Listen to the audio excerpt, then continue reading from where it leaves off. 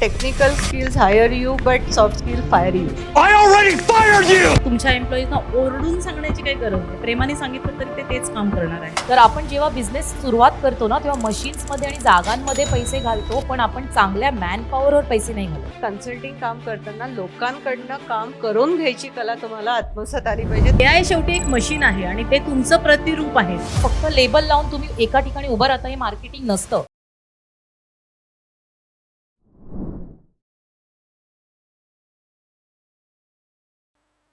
पुन्हा एकदा thank you so much, तुम्ही इथे वेळात वेळ काढून आलात म्हणून. आणि चिन्मयी मॅडम तर अडकल्या होत्या आपल्या ठाण्याच्या घोडबंदर रोडला आणि 2.5 तासाचा प्रवास करून त्या आल्या आहेत.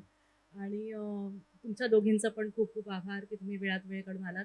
म्हणजे या ज्या जिथे तुम्ही पोचला आहात तिथे पोचण्यासाठी म्हणून तुम्ही जे काही काम केलेलं आहे तर ते कशा प्रकारे काम केले आहे, एक कॉमन प्रश्न आपण तिघींनाही विचारतोय. कारण नक्कीच मला खात्री आहे की याच्यामध्ये तुमचे आपापले प्रवास जे आहेत ते वेगळे पण असणार आहेत आणि ते खूप आम्हाला ऐकायला आवडतील आणि त्याच्यातून आम्ही काय प्रेरणा घेऊ हे आम्ही आम्हाला बघतो आहोत पुढे. सो आपण सुरुवात करूया मॅडमपासून.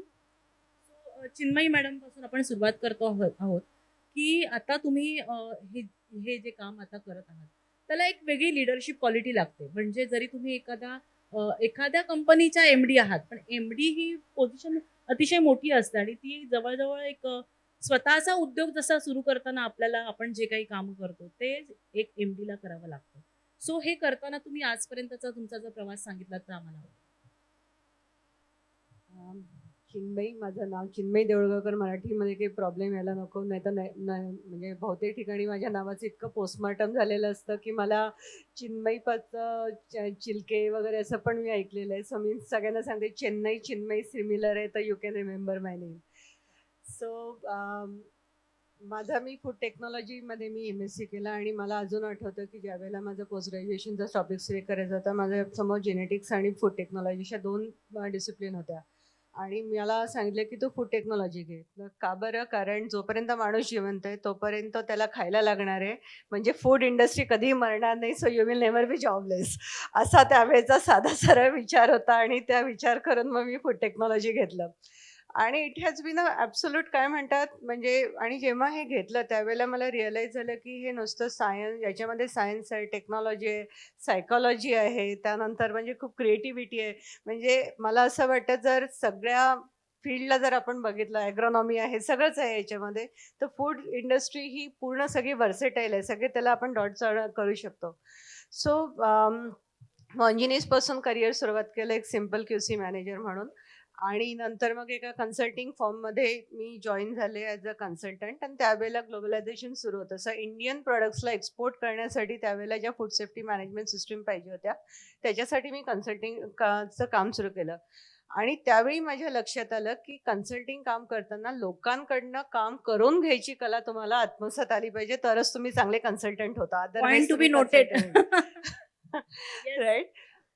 आणि नंतर मग त्यानंतर मी DNV म्हणून एक म्हणजे नॉर्वेजियन कंपनी आहे, $159 बिलियन कंपनी. तर तिथे मी एक सिम्पल ऑडिटर म्हणून जॉईन झाले आणि त्या कंपनीमध्ये खरे माझे करिअरचे गोल्डन इयर्स गेले फॉर शेपिंग अप. म्हणजे सिम्पल ऑडिटरपासून बिझनेस हेड फॉर 32 कंट्रीज पर्यंत माझा तो प्रवास होता.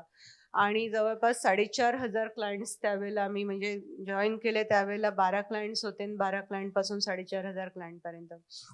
आणि त्यावेळेला मला आय वुड से माझ्या टेक्निकल ॲबिलिटीज चांगल्याच्या हे झाल्या होत्या, पण नॉर्वेजियन कंपनीमध्ये मला सगळ्यात महत्त्वाचं शिकायला मिळालं त्या HR व्हॅल्यूज शिकायला मिळाल्या.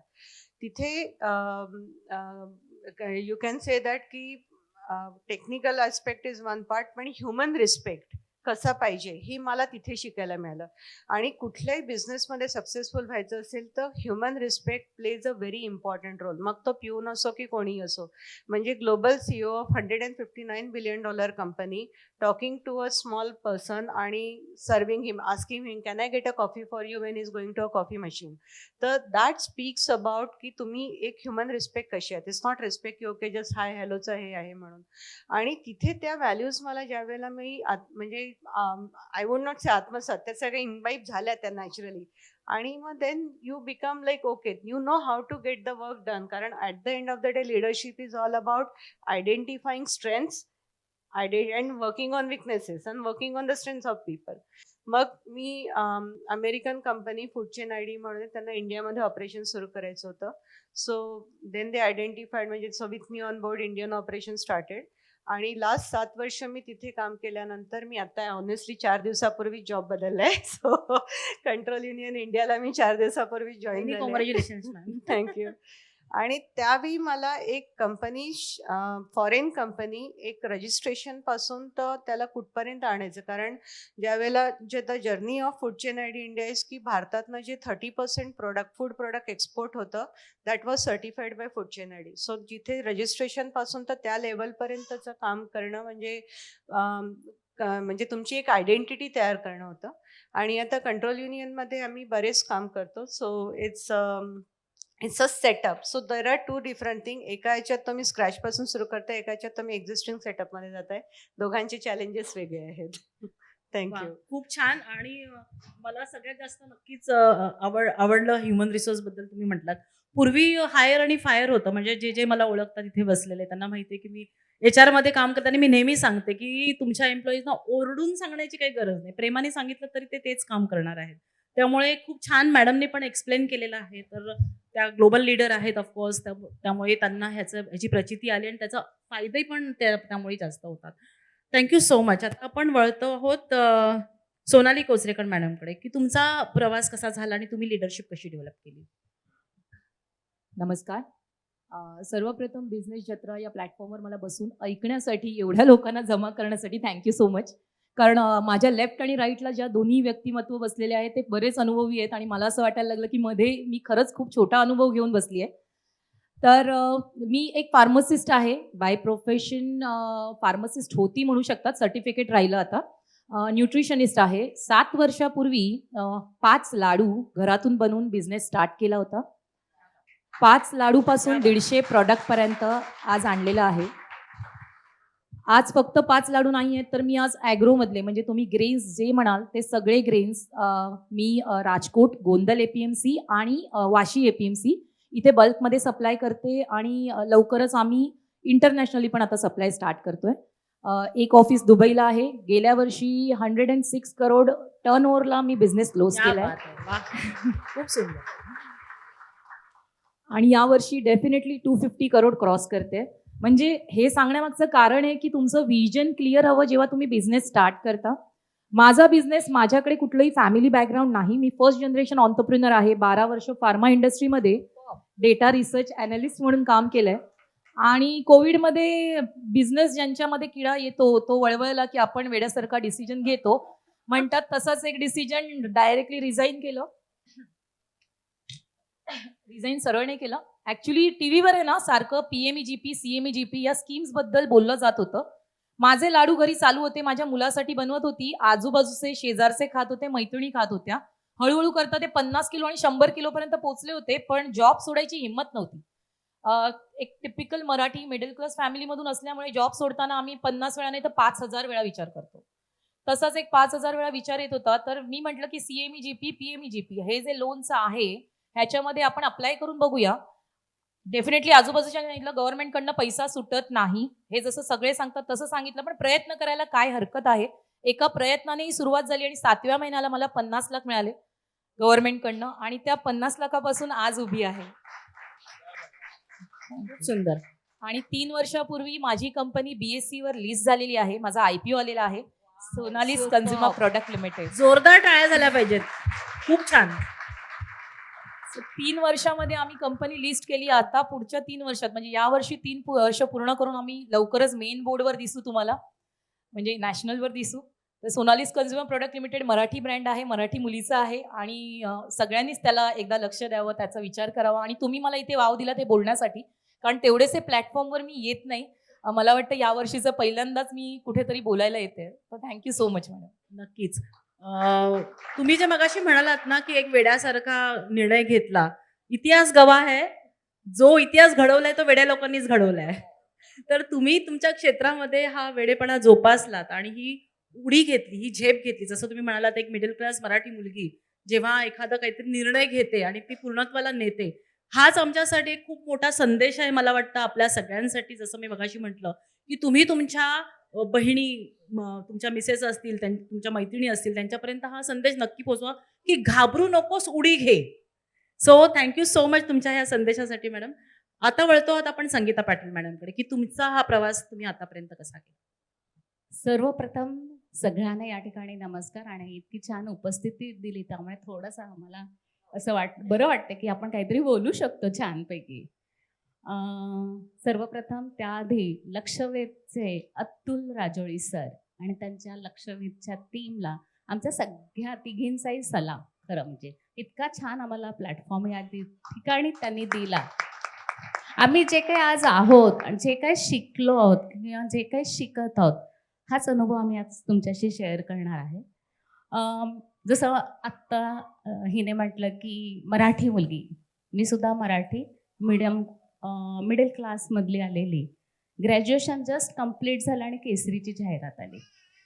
BCom ग्रॅज्युएट म्हणून अकाउंटंट म्हणून लागले आणि म्हणतात ना की काहीतरी आपले नेहमी मोठे म्हणतात की एक काहीतरी आपल्याबरोबर काहीतरी एक गोष्ट आणखी नसावी. सो मी मराठी टायपिस्ट पण होते.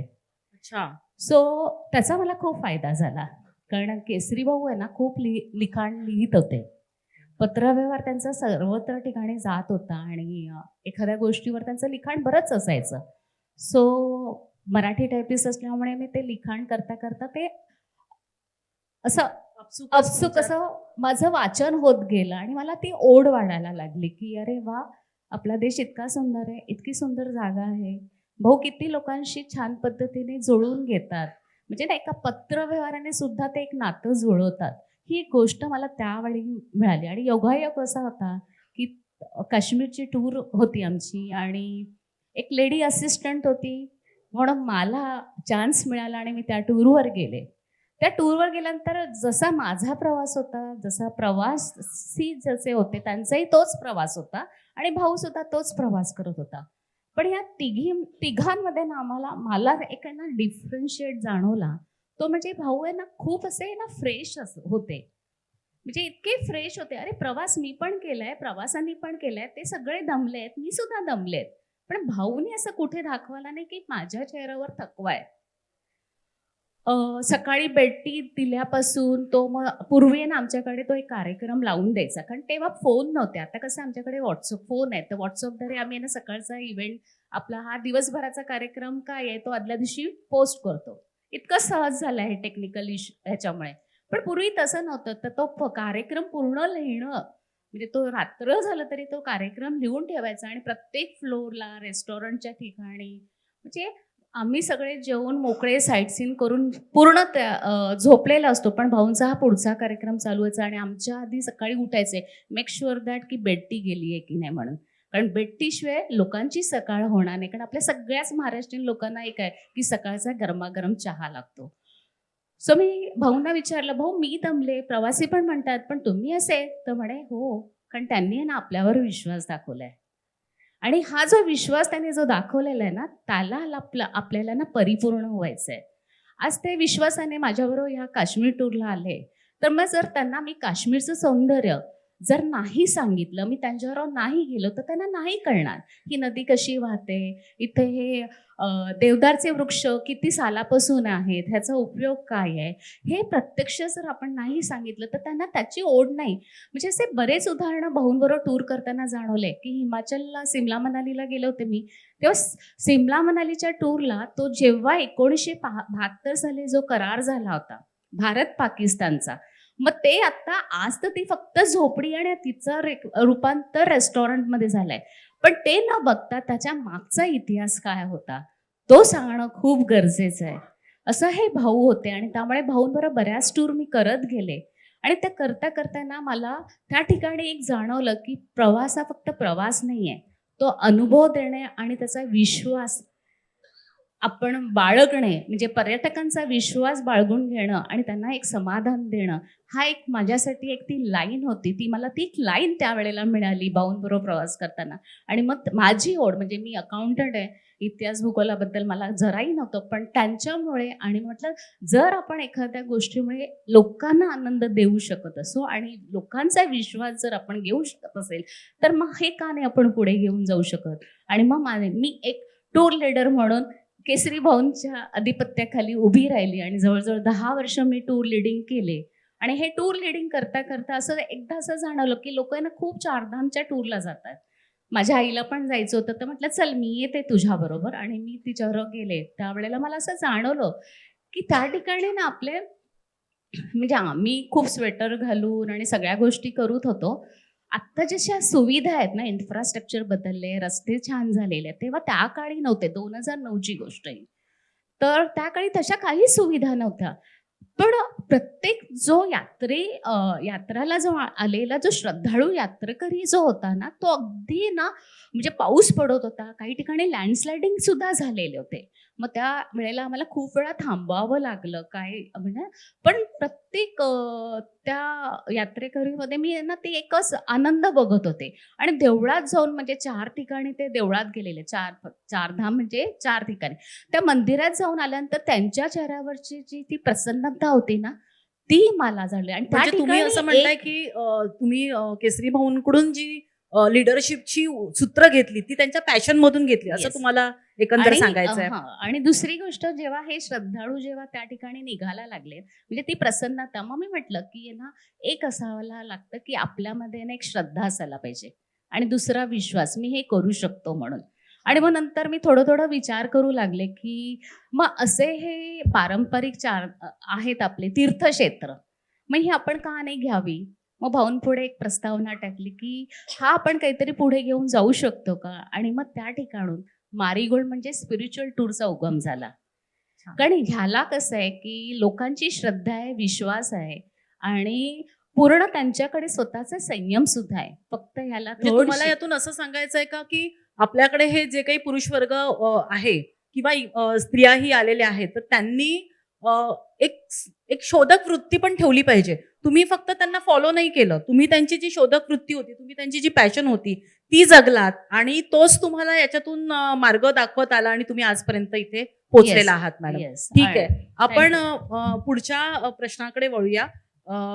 तर चिन्मयी मॅडम, मला तुम्हाला विचारायला आवडेल की एक स्त्री म्हणून सुरुवातीच्या काळात तुम्हाला कुठून ही आयडिया मिळाली. आणि जसं तुम्ही मगाशी म्हणालात, म्हणजे आपल्या घरच्या स्त्रिया इन्क्लुडिंग आपण सर्व, की घरात आपण जेवण बनवतो आणि जेवणात काय पदार्थ टाकायचे हे आपल्याला पारंपरिकरित्या माहिती होतं.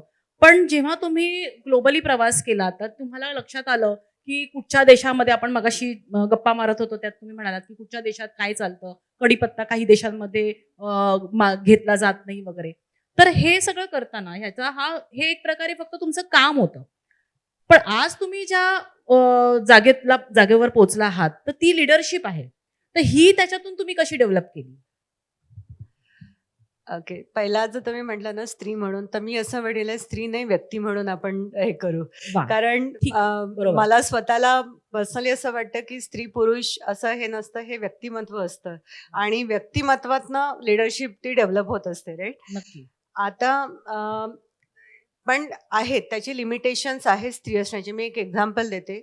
आम्हाला एक ना खूप मोठा डिस्ट्रीब्युटर असेसमेंटचा कॉन्ट्रॅक्ट मिळाला होता आणि ते डिस्ट्रीब्युटरसाठी असलेल्या कॉन्ट्रॅक्टमध्ये आम्ही सुरुवातीला घेऊन मला माझ्याकडचे ज्या पण फिमेल ऑडिटर्स होत्या, म्हणजे ज्या स्त्री ऑडिटर्स होत्या, त्यांना मला सगळ्यांना त्यातून काढावं लागलं होतं. त्याला कारण होतं की जेव्हा आम्ही डिस्ट्रीब्युटरचं असेसमेंट करायचो, डिस्ट्रीब्युटर्स मला माहिती आहे की सिटीच्या बाहेर असतात, म्हणजे असं हे करून.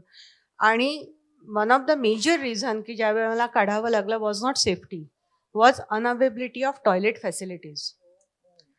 6-6 तास 7-7 तास त्या मुलींना टॉयलेटसाठी जाऊ शकत नव्हतं, कारण तिथे जे टॉयलेट होतं ते सगळे मेल वापरत होते, इन्क्लुडिंग माथाडीज वगैरे सगळे. आणि तिथे मग त्या ऑडिटर्स जाऊ शकत नव्हत्या. सो देर आर सम, म्हणजे काय म्हणतात, प्रॅक्टिकल आहे त्याच्यामध्ये. पण असं स्त्री म्हणून कधी मला स्वतःला असं जाणवलं नाही की मला कुठे लिमिटेशन आले. इव्हन आमच्या मॅनेजमेंट केडरमध्ये पण मी एकटी स्त्री होते. म्हणजे स्त्री जर आता आपण असा विचार केला तर. But it was never like की ओके तू स्त्री आहे म्हणून तू पाहिजे. म्हणजे आता जे म्हणतो आपण इंडिपेंडंट डायरेक्टर म्हणजे आपल्याला 30% बायका पाहिजेत वगैरे, ठीक आहे, म्हणजे ॲज अ रूल ते चांगलं आहे. But you should not go as a as a woman in the board as a because you are a woman. You should go because of your competence. That is where your actual crux lies. म्हणजे तुम्ही असं स्त्री म्हणून त्याचं हे नाही करायचं. मानसिकता बदलली पाहिजे. मानसिक- आपण आपली पहिल्यांदा, Correct. म्हणजे बाकीचे आपल्याला संधी देतील की न देतील, Correct. स्त्री म्हणून मी कुठेतरी मागे पडते, ही मानसिकता माझी मी बदलली पाहिजे. मी एक व्यक्ती आहे, आणि माझ्यामध्ये ती शक्ती आहे की मी ते करू शकते. जसं तुम्ही म्हणालात की माझ्यात तो आत्मविश्वास असला पाहिजे की मी करू शकते. सो एक शिवखराचं वाक्य आहे की technical skills hire you but soft skill fire you. Right. आणि हे खरोखर प्रॉब्लेम असतं. आपण खूप कमी पडतो आपले सॉफ्ट स्किल डेव्हलप करायला. आणि तिथेच आपला सगळा काय म्हणतात ना, सगळा जो जर्नी एका लेवलपर्यंत नेतं. टेक्निकल स्किल खरंच एका लेवलपर्यंत नेतात. त्याच्या पलीकडे आपल्याला फक्त सॉफ्ट स्किल्सच नेतात आणि आपण त्याच्यावर इन्व्हेस्ट करत नाही. म्हणजे मला आज इथे बसलेल्या कोणी पण म्हणजे मेल म्हणजे स्त्री पुरुष कुठल्याही वर्गाला विचारायचे की तुम्ही लास्ट ट्रेनिंग स्वतःच्या पर्सनॅलिटी डेव्हलपमेंट, स्किल डेव्हलपमेंटवरचं आपण कधी केलं होतं? ट्रेनिंग करा म्हणा किंवा कुठलं तरी एक त्याच्यावरती एक इन्व्हेस्टमेंट कशी केलेली होती. ही सगळी जी इन्व्हेस्टमेंट आहे ना, ही सगळी आपली काय म्हणतात ही इसेन्शियल आहे. मी तुम्हाला आता सांगते, माझ्या चेहऱ्यावर स्कार्स आहे. मला आठवतं मी लहान असताना म्हणजे मला सगळे म्हणायचे अरे हिचं लग्न कसं होणार, हिचं हे कसं होणार, सगळे असे आणि आपल्याकडे गोरा रंग म्हणून एक असं सौंदर्याचं हे आहे. आणि मला असं जायचं की अरे हे सगळं काय म्हणजे why we are also on म्हणजे फक्त फिजिकल याच्यावरती काय झालंय. आणि त्यावेळेला मी पहिला फिअर कॉन्कर केला की physical appearance doesn't matter. Be confident on your personality, on your traits. Physical doesn't matter. आणि मला खरं सांगते माझ्या पूर्ण आयुष्यामध्ये कधी मला माझ्या स्कार्सचा किंवा याचा फरक नाही पडला.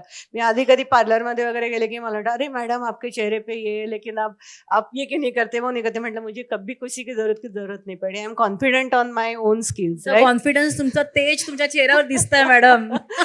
So what I'm telling is ki this is something ki that be confident on your skills. What is there in you? It could be anything. असं नाही की तुम्हाला फक्त म्हणजे आपण बोलण्यामध्ये चांगलं आहे, नुसतं बोलण्यात चांगलं आहे आणि आतमध्ये काही कंटेंट नसेल तर ते पण 2 मिनिटात लक्षात येतं की या व्यक्तीमध्ये काही मेरिट नाही आहे म्हणून. So work on your merit, work on your personality. Go to म्हणजे आता आपण मॅडमनी जेव्हा सुरुवातीला मॅडम सांगितलं की मी अजूनही शिकते, तर खरंच आपण लाईफ लॉंग शिकत असतो आणि ते शिकणं इसेन्शियल आहे. आणि मला वाटतं आम्ही आता 50चे प्लस आहोत आम्ही जनरेशन, तर आम्ही तर ती पण साईड पाहिली आणि आता AI साईड पण पाहतो, AI पण शिकतो आहोत. Right. So let's learn continuously आणि let's learn how to read people. That will never go away. No AI will do that. की लोकांना कसं हे करायचं, लोकांना कसं ओळखायचं आणि लोकांच्या स्ट्रेंथ कशा ओळखायच्या. ज्या दिवशी तुम्हाला ही कला येईल ना, the rest of the things is then a matter of your म्हणजे it's easier. Thank you so much madam, खूप छान सांगितलं तुम्ही. AI शेवटी एक मशीन आहे आणि ते तुमचं प्रतिरूप आहे. तुम्ही त्याला जे सांगणार तेच तो करणार. तुम्ही जर सांगितलं 10व्या माळ्यावर एक माणूस खिळा ठोकतोय, तो खरोखर 10 माळ्यापर्यंतचा उंच माणूस बनवणार, की जे नॅचरली शक्य नाहीच आहे. तर त्यामुळे AIचा वापर किती करावा आणि किती नाही हे फार म्हणजे विचार करण्यासारखी गोष्ट त्याला आहे. मी आर्टिफिशियल इंटेलिजन्स नाही म्हणत, मी त्याला असिस्टेड इंटेलिजन्स म्हणते. That is actually the right definition of AI. True, very it true. Should be assisted intelligence. Right. Okay. मी सोनाली मॅडमना विचारायला मला आवडेल की एक सुरुवातीला असं कोणते तुम्ही मार्केटिंग डिसिजन्स घेतले, म्हणजे तुम्ही तुमचा प्रवास फार म्हणजे प्रेरणादायी आहेच, तर तुम्ही असे कोणते मार्केटिंग डिसिजन्स घेतले की ज्याने तुम्ही तुमची ब्रँड इमेज बनवू शकलात. म्हणजे ब्रँड इमेज, आपल्या ब्रँडवर तर आपला विश्वास असतो, माझा ब्रँड तर काय छानच आहे, परंतु ग्राहकांचा विश्वास त्याच्यात कसा मिळवलात आणि जे तुम्ही आता कन्झ्युमर जे आता उभे करता आहात त्यांच्यासाठी मदत करतात त्यांना, ती तुम्ही ब्रँडिंग म्हणून तुम्ही ग्राहकांपर्यंत कशी पोहोचवणार? सर्वप्रथम मार्केटिंग किंवा ब्रँडिंग हा इतका खुलातला विषय आहे ना, की त्याच्यासाठी नेहमीच आहेत ना आपल्याला असिस्टन्स लागतं. तर आपण जेव्हा बिझनेस सुरुवात करतो ना, तेव्हा मशीन्समध्ये आणि जागांमध्ये पैसे घालतो, पण आपण चांगल्या मॅन पॉवरवर पैसे नाही घालत. म्हणजे स्किल सेट लोक ही पहिली घेतली पाहिजेत हा विषय बाजूला राहतो. तर ब्रँडिंग करण्यासाठी जर तुम्ही चांगला स्किल सेट घेतलात, मी नेहमी म्हणते की एक माणूस जेव्हा आपल्याकडे मराठी माणसं बिझनेस सुरुवात करतात, तोच अकाउंटंट, तोच मार्केटिंग करणार, तोच बनवणार, तोच एक्झिबिशनला उभं राहणार आणि सगळं तो करणार, मग तो कशातच एक्सपर्ट नसतो. पण तुम्ही जर सुरुवातीच्याच काही दिवसांपासून किंवा काही महिन्यांमध्ये तुम्ही एक्सपर्ट्सना हायर करायला सुरुवात केलं, कन्सल्टंट ही टर्म आहे ना, मी नेहमी म्हणते प्रमोट करते असं म्हणाल की मी कन्सल्टंट नाही, पण मला नेहमी वाटतं कन्सल्टंट हे एखादी पर्टिक्युलर एक सेगमेंट स्पेशलाइज घेऊन बसलेले असतात, त्यांचा मदत घ्या. ते वाटतात की त्यावेळेला आपण पे करतोय, पण त्याचे रिटर्न्स आहेत ना आपल्याला डबल किंवा 3 पट येत असतात आणि आपण तो विचार कधीच करत नाही, कारण आपल्याला नेहमी वाटतं की या वेळेला मी त्याला एवढी फीस देते, 1 लाखाची फीस देते, माझा बिझनेस एवढा होतही नाहीये, पण तेवढा होण्यासाठी आज 1 लाख द्या, तर उद्या तेवढा बिझनेस होईल. माझ्या ब्रँडिंगच्या विषयी बोलणं आलं तर मी घरातून जेव्हा लाडू बनवत होती 100 किलोचे बनवत होती, पण मी जेव्हा फॅक्टरी टाकली तेव्हा ते 100चे 50, 50चे 25 आणि 25चे 5 वर आली होती मी 4थ्या महिन्यात. लोन काढलं होतं गव्हर्नमेंटचं आणि फॅक्टरी स्टार्ट होती, वर्कर्स होते म्हणजे लेबर्स होत्या माझ्या आणि काम करत होते, पण माझ्याकडे ऑर्डर्स नव्हत्या तर करायचं काय, हा मोठा विषय होता. कारण मी ॲपेटाईट फूड म्हणून ब्रँड तर लॉन्च केलं, सगळीकडे आपल्याला रिलेटिव्ह गावात आपण सांगतो की मी बिझनेसमध्ये उतरली, सगळा मोठेपणा संपला आणि मग नंतर रियालिटीवर आलं की आता माझं प्रॉडक्ट जात नाही, कारण कॉस्टिंग वाढली त्याची. कॉस्टिंग वाढल्यानंतर प्रॉडक्टला तेवढासा माझा रेग्युलर कन्झ्युमर हात लावायला तयार नाही. मग आम्ही प्लान बी सेट केला. म्हणून मी नेहमी म्हणते की बिझनेसमधून वाट बदलायची नसते, plan A, plan B, plan C ready ठेवला पाहिजे, पण माझा गोल सेम आहे. मला ज्या गोलपर्यंत जायचंय मी त्या गोलपर्यंतची तयारी केलेली. प्लान बी मध्ये मी कॉन्ट्रॅक्ट मॅन्युफॅक्चरिंग स्टार्ट केलं. माझे जेवढे कॉम्पिटिटर्स होते ते माझे सगळ्यात जवळचे मित्र बनले आणि मी त्यांच्याशी बोलायला लागली आणि त्यांनी मला ऑर्डर द्यायला सुरू केली आणि माझे रेग्युलर मशीन किंवा माझ्या लेबरचा जो कॉस्ट आहे तो काढायला मदत त्यांनी केली. बाजूला माझं ब्रँड मोठं होत होतं, त्याला जी वेळ लागली तेवढा वेळ मी त्याला दिला, पण कॉन्ट्रॅक्ट मॅन्युफॅक्चरिंगमुळे, व्हाईट लेबल मॅन्युफॅक्चरिंगमुळे मला सपोर्ट मिळाला. माझ्या कॉम्पिटिटर्सनी मला सपोर्ट केला, म्हणून मी आज इथे उभी आहे. मार्केटिंग करताना सगळ्यात मोठा विषय असतो की जेव्हा प्रॉडक्ट मार्केटिंग करतो तेव्हा फक्त लेबल लावून तुम्ही एका ठिकाणी उभं राहता, हे मार्केटिंग नसतं. ते तुम्ही पोहोचू शकत नाही. मग टीव्ही ऍड करण्याची आपली कपॅसिटी नसते जेव्हा आपण स्मॉल स्केल बिझनेस पासून स्टार्ट करतो किंवा स्टार्टअप मध्ये असतो. मग त्यावेळेला मी काय केलं, मी वेगवेगळ्या प्लॅटफॉर्म्सवर उभी राहून मी स्वतःला प्रमोट केलं. सोनाली कोचरेकर माहितीये, त्यामुळे लोकांना माहिती पडलं की सोनाली कोचरेकर ही एक आहे जी मुंबईत या वेळेला एका आठवड्यात 12 टन लाडू काढायची ताकद ठेवते. क्या बात आहे. सो प्रत्येक वेळेला ब्रँडिंग प्रोडक्टचं होत नाही, तुम्ही स्वतःचंही करायला शिका.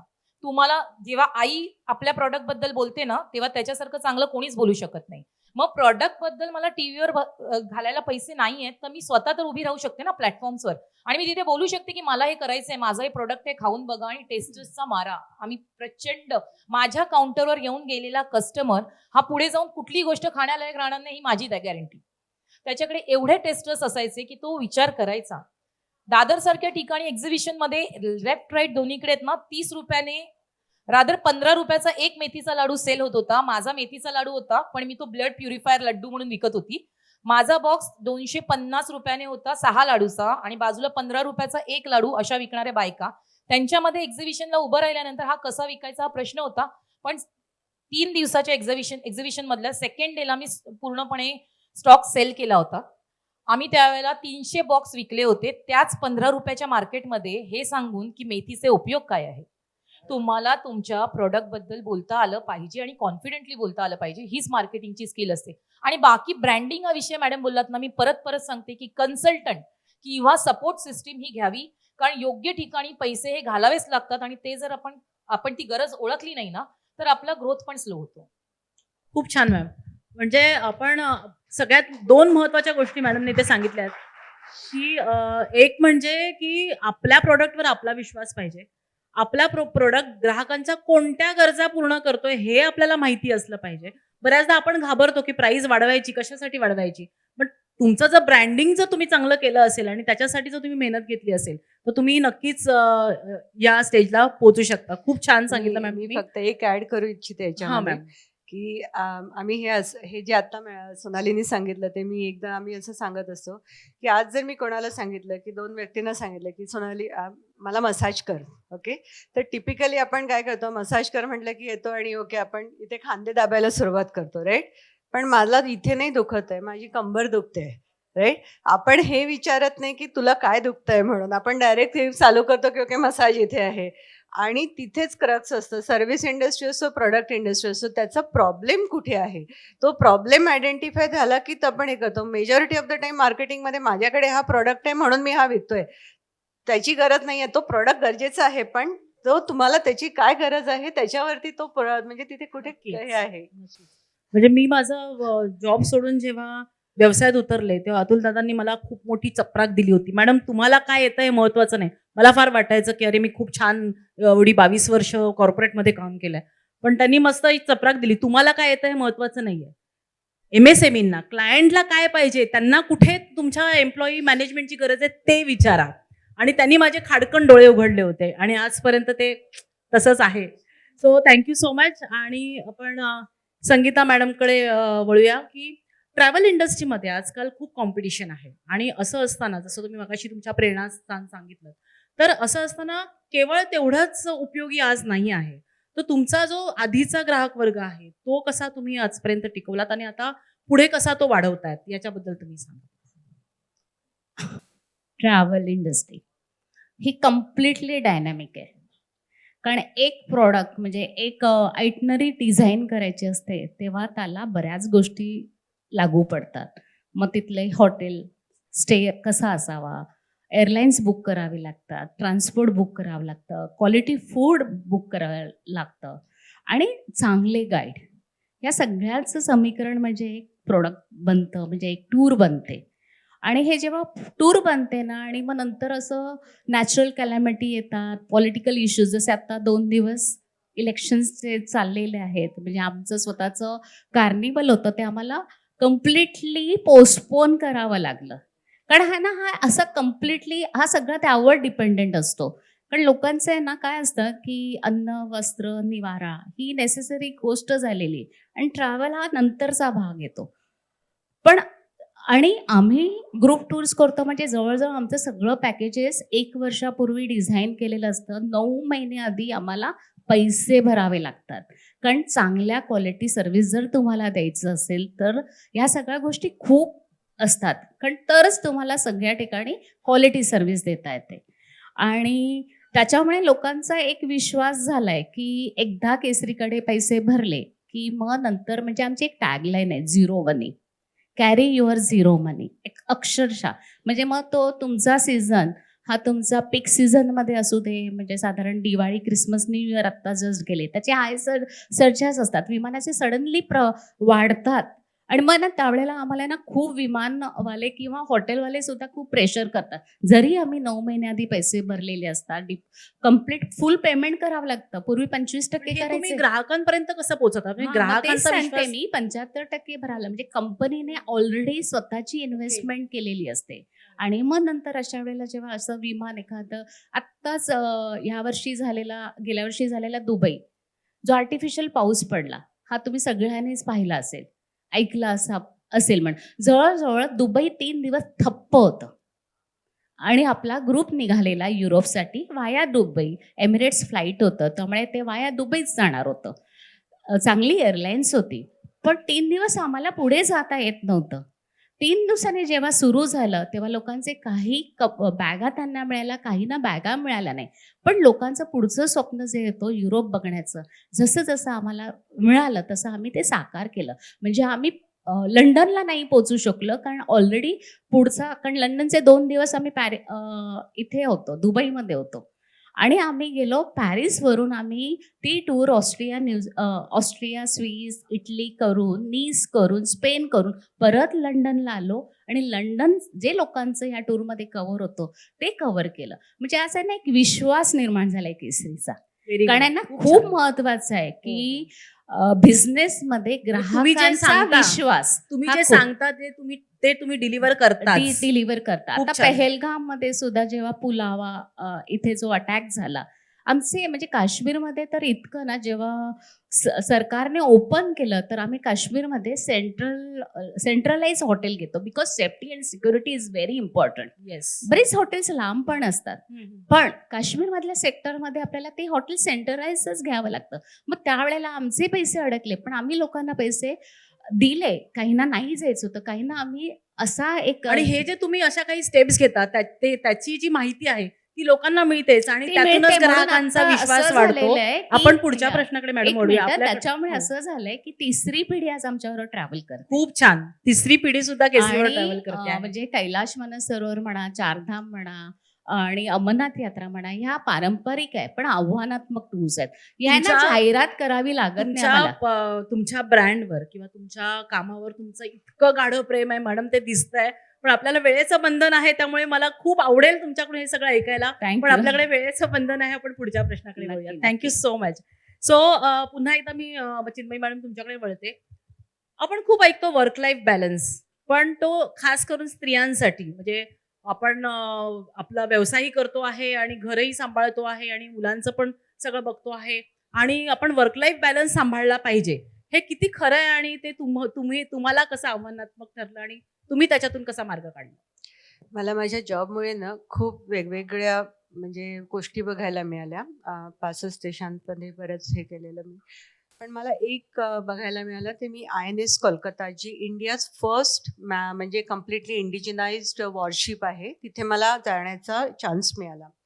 आणि या वॉरशिपची जी सेकंड इन कमांड होती, शी वॉज कमांडेड कॅप्टन ज्योती म्हणून होत्या आणि खूप यंग, म्हणजे साधारण 30 वगैरे वर्षाच्या होत्या. आणि मग बसता मग फॅमिलीला बरोबर बोलले, कळलं तिला 1.5 वर्षाची मुलगी आहे.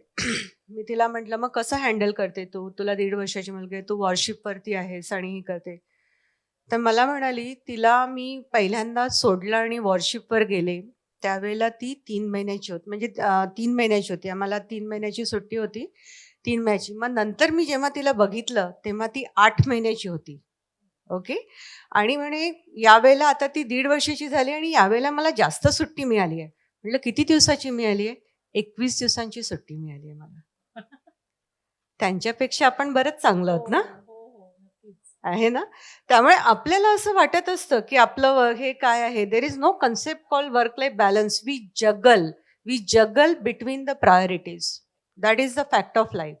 आज माझी प्रायोरिटी म्हणजे माझी फॅमिली आहे, उद्या माझी प्रायोरिटी माझं म्हणजे हे आहे. असं काही नसतं की हे असं आहे आणि तसं आहे. आज माझा कम्युटिंग टाइम 5 तासच आहे माझ्या वर्क म्हणजे याच्यासाठी जाण्यासाठी. That's okay. तर 5 तास मला माहिती आहे त्याला कसं युटिलाइज करायचं. मी जेव्हा माझ्या फील्डमध्ये आले, मी one of the first ladies I would say होते, कारण हा खूप मेल डॉमिनेटेड फील्ड होता. आणि द रिझन हा मेल डॉमिनेटेड होता कारण इथे ट्रॅव्हल खूप करावं लागतं. मी महिन्यातले 22 दिवस घराच्या बाहेर असते. 8 सॅटर्डे संडे सुट्टी असते ऑफिशियली. आणि आता थोडंसं मी आय वुड से अराउंड 15 ते 18 दिवस मी बाहेर असते. या 15 ते 18 बाहेर दिवसामध्ये जर मी माझ्या मुलीला इंडिपेंडेंट केलं नाही, जर हे केलं नाही, तर मला माझं शक्य नाही आहे. गिल्ट फिलिंग काढा. नंबर 1 गिल्ट, काही हे गिल्ट नसतं. सगळ्या याच्यामध्ये त्या वेळेचा त्या प्रसंगाचा इम्पॉर्टन्स असतो आणि त्याप्रमाणेच आपल्याला त्या डिसिजन घ्यायचे असतात. Some decisions are hard, some decisions are natural. That's okay. Just take out that guilt feeling. काही होत नाही एखादी PTM अटेंड नाही केली तर, काही होत नाही एखादा बिझनेस इव्हेंट अटेंड नाही केला तर. Everything is possible. जसं यांनी म्हटलं, स्वतःचा आपण त्याला कसं कम्युनिकेट करतोय त्याच्यावरती असतं. आणि म्हणजे शेवटी at the end of the day तुम्हाला माहिती आहे तुमच्या कामाचे 24 तासाचं कसं प्लॅनिंग करायचं. मी जे मगाशी स्किल म्हटलं, तर time management is also skill. ते स्क्रोल करत राहिलं आपण तर ते टाईम त्याच्यामध्ये किती हे आहे. So it is all about तुम्ही तुमचं प्लॅनिंग कसं करता आहात. That's it. Great. Planning, priority setting आणि टाइम मॅनेजमेंट. खूप छान. सोनाली मॅडम, आता तुम्ही मगापासून आम्हाला जे सांगतात ना, ते खूप प्रेरणादायक आहेच. आणि त्याच्यातून एक आंतरिक लढाई असते प्रत्येक स्त्रीची, की हो करायला तर पाहिजे, पण हा विश्वास किंवा ही मानसिकता कशी निर्माण केली पाहिजे असं वाटतं? सर्वप्रथम मला असं वाटतं की तुमच्यामध्ये तो आत्मविश्वास हवाच. कारण आत्मविश्वास हा बाहेरच्या फॅक्टर्सनी नाही जमा होत, तो तुम्हाला तुमचा स्वतः जमा करावा लागतो. आणि तेवढा कॉन्फिडन्स नसेल, तेवढा आत्मविश्वास नसेल तर बिझनेस हे नाही तुमच्यासाठी. कारण बिझनेसमध्ये उतरल्यानंतर डे बाय डे तुम्हाला डेली एक नवीन चॅलेंजेसनं फेस करावं लागतं. आणि चॅलेंजेस एवढ्या वेगवेगळ्या प्रकारचे असतात, म्हणजे फायनान्शियल म्हणा, मॅन्युफॅक्चरिंग लेवलला बोला, लेबरशी मॅनेज करणं म्हणा. हा प्रत्येक दिवसाचा एक नवीन एक बोलतात ना वॉर चालू असते आणि ती करण्यासाठी तुम्हाला तुमची मानसिकता आधी ती बनवावी लागते. पूर्णपणे त्या मानसिकतेत या की आता ह्यापुढे जे होईल बिझनेसमध्ये उतरल्यानंतर त्याची माझी पूर्ण तयारी आहे. वेळोवेळी येतं म्हणजे मी म्हणत नाही की आपल्याला वाटतं डिप्रेस वाटतं, आपल्याला असं वाटतं आपण उगाच चालू जे आपण जॉब करत होतो. पण तिथून उठण्यासाठीचे तुमचे मार्ग हे तुम्हाला शोधावे लागतात. मी बरेचदा जसं मॅडम बोलल्या माझ्या मुलाला मी मोठं होताना नाही बघू शकली. आज 13 वर्षाचा आहे. मी त्याच्या हार्डली काही पॅरेंट्स टीचर मीटिंग अटेंड करू शकली. जे आहे ते माझ्या आई वडिलांनी अटेंड केलं. पण हा तुमचा माइंडसेट आहे. मी असं नाही म्हणत की मी त्याच्या पॅरेंट्स टीचर मीटिंग अटेंड नाही करू शकली, पण मी त्याला या लेवलवरून या लेवलवर आणते म्हणून मी बाहेर आहे हा विचार करून आणि मला त्याचा गिल्ट नाहीये.